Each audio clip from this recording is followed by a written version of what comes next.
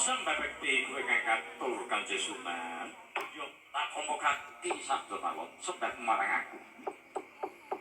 Saiki Janus ning ndi? Amelu. Wah, Janus menika sampun mboten tanggung jawab.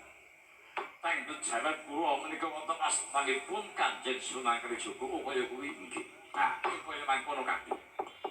Saiki kowe tak rembug pisanane gelem apa ora? Lajeng kesanipun kados pundi? Urana anggenmu banget bojo oleh papan kene gitu ya. Ing Cirebon kowe wis ayem wis tentrem ora ana ahanah ingkang gawe cilakane kabeh para santri. Apa kowe arep ngrengake iki kabeh para wali? Arep nyebalake ilmu maca paedut nang kesemana. Iya apa? Saiki kowe manut marang aku.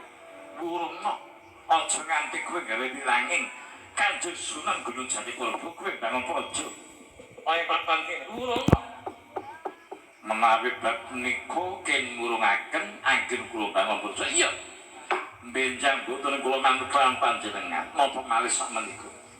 Cekak gawelipun menawi anggen kula bangun praja niku mboten dados awung kula pejah kemawon piye. Menawi anggen kula bangun praja menika mboten dados awung kula pejah kemawon simpun tiyangipun. Ingkang murungaken anggen kula bangun praja boten badhe kula bubat mati.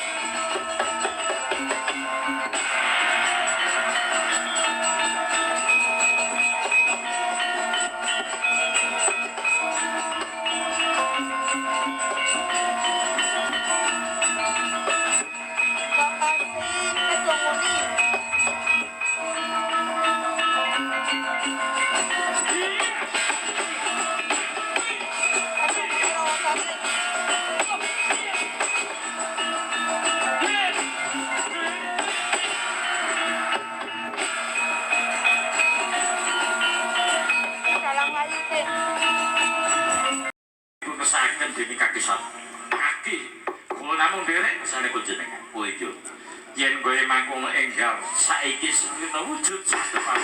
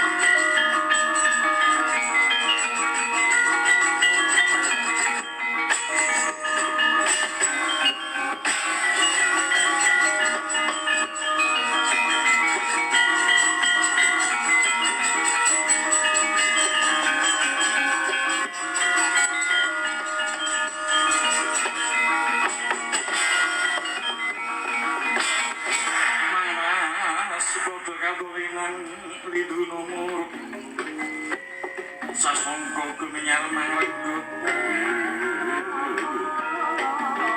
manggul nenggul mangkin tanpa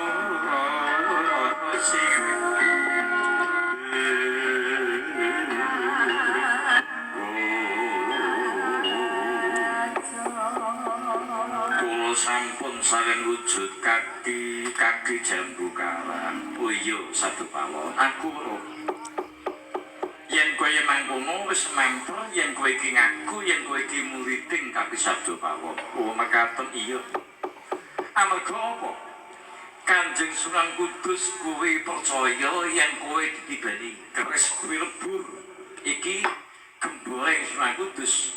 Oh makaten Kiai iya lajeng kesanipun panjenengan lagu luruh Sunan Kudus ngaku yen kowe iki muriding Kanjeng Sunan Kudus ngono. Nggih menawi ngaten pramung nderek lajeng kula ngangge nami sinten wujud kula merkayu niki wujude nah kowe nganggo aran sukma sejati langgenging urip kula ngangge asma sukma sejati langgenging urip iya Kene bapak kadang yang bakal mangkles ke sok bagus kaya kayak gitu orang ngamak so ngetepi-tepi nos pripun aku arep nyekel Sunan Kudus kakang yen mali liyane belani tak sekel kabeh tak bondo tak sidangake ana ngarsane Kanjeng Sunan Gunung Jati beres setuju kula neng kowe aja melu nek kowe melu kono mudak semelang yang melu ora ndak melu adu-aduan karo nyong wong ada iso jadi melu tapi sing adu iku kowe dene si cecek ora kowe melu sing nggih kula nang kajenengan wiwit dina saiki mangkato Bang Farel lunen ana ngendi Kanjeng Sunan Kudus najan to kuwi ning kraton mlebu kraton cekelan Sunan Kudus inggih menawi ngaten kula nyuwun tambahing pangestu mundur mabulian kening sora lawan sora kini kidul kiri kunung janggani jangga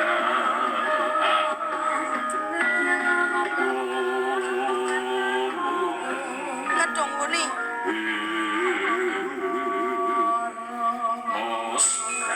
ojo ditegake ojo nganti tega kowe ninggalake bapakmu ojo nganti yen nganti mengko anggone ngamuk ana jebut nyekel Sunan Kudus wali padha belani yen bapakmu kuwi ilang pengilinge ora wani mengko bakal geger ing jebon kasopanan.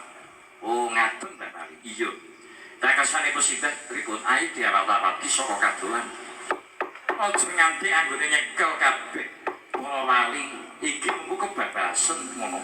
Oh ngaten iya nggih nah bapak sampean iki nah bapak sing gawe iki sampean amarga sing bela bapak iki mung sampean tok